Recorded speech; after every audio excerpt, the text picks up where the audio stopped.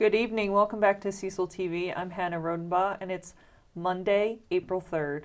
I'm here with Lisa Smith, the Executive Director of Tri-State Bird Rescue and Research. Thank you for being here, Lisa.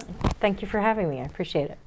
So tell us a little bit about what you do at the Bird Rescue Center.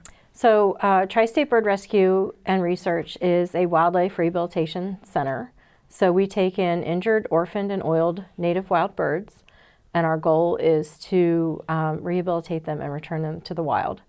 We have a staff of about 17 people. That includes a wildlife veterinarian, and that includes our clinic team, our oiled wildlife response team, and then we have some administrative staff as well, and our volunteer services manager. And you are the only bird rehab on the Delmarva Peninsula.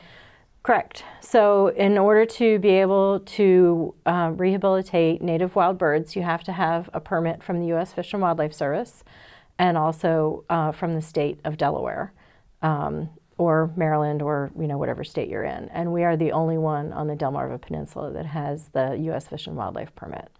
Do you stay pretty busy at the center? Or? So fortunately, like right now, as we're coming out of our quiet time, baby bird season is our busiest time of the year, and as it implies, we get lots of baby birds during that time. The birds have already started nesting there. We've already gotten reports of Canada geese, and we haven't gotten any young birds of prey yet. Usually a great horned owlet is one of our first babies of the year. They tend to nest very early.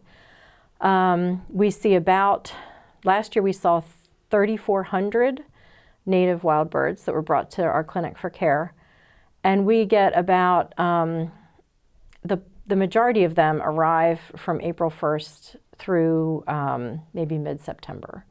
So we're just getting into our busy season. So what can the residents and homeowners do to help prevent injuries to the birds, or just prevent kind of coming into contact with them to where they would need to be rehabilitated? Sure. So, most of the birds that we get in, they are injured inadvertently from human activity. So they fly into windows. Birds did not evolve with glass, so they have a really hard time navigating large expanses of glass like sliding glass doors or tall glass skyscrapers.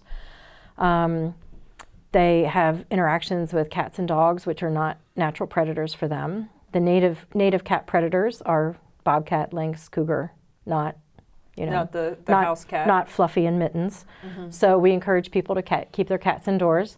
I love cats. I have 3 of them. They're indoor cats. They're very happy. The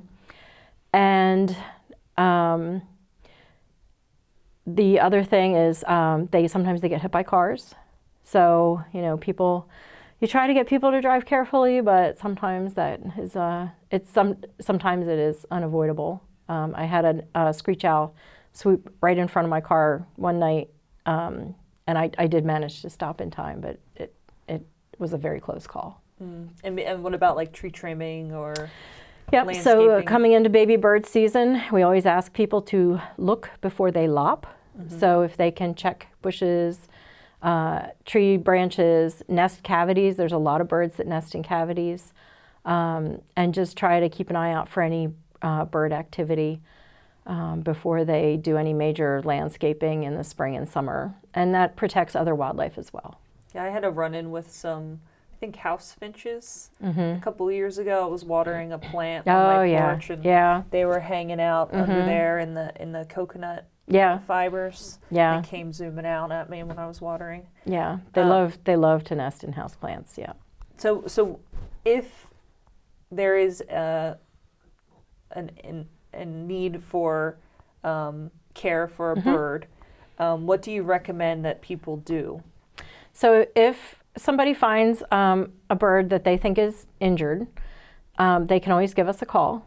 Now, we do get about 20,000 phone calls a year from the public, so you may not be able to get through on the first try, but you can always leave us a message and we'll try our best to get back to you. So if you see an injured bird, one thing you can do is, like I said, give us a call. You can take a picture We do have the ability to, you can text the picture to us and we can take a look at it and see if the bird's really injured. Sometimes, in baby bird season, it is normal for native songbirds to not be able to fly for a couple days after they get out of the nest. So when they fledge, they're hopping around on the ground and they can't fly. And people call us and they say, there's a baby bird and it can't fly. We're like, yes, that's normal. So knowing what's normal or when they're really injured is important, and we can talk people through that as well during baby bird season. So if you need to reach Tri-State Bird Rescue and Research, you can call 302-737-9543. And then you also have a website, which We is do. tristatebird.org. So moving on, you also have an event coming up later this spring, an open house. Yep, it's the one day of the year that we are open to the public. We're open every day of the year for people to drop birds off, but this is the one day of the year where we offer tours of our facility and talk about what we do. And so that's Sunday, May 7th from 11 a.m. to 4 p.m. And what can people expect at the event? So we will have tours of our oiled wildlife response building. We will also have some of our nonprofit partners. We'll have set up booths in one area. We'll also have some vendors. We'll have some food trucks. Newcastle County Mounted Police will be there as well. And I think we're going to have a demonstration by one of the canine units. Is this a free event? Yes, it's free. We do ask for people to bring a donation of maybe paper towels or toilet paper, which we use to make nest cups for all the baby birds that we get in. Oh. So as far as donations go, you also mentioned that you have an Amazon wish list and also a Chewy wish list? Chewy.com and a wish list on Amazon as well. The phrase eat like a bird is kind of a misnomer. Birds eat a lot. So we do have special foods on Chewy and on Amazon as well, along with some other supplies that we regularly use. And people can access that through your website? Yes. All right. So again, you can reach Tri-State Bird Rescue and Research at their phone number 302-737-9543 or their website statebird.org. Did we miss anything, Lisa? Nope, I think we just about covered it. Wonderful. Thank you so much for being here. Thank you for having me.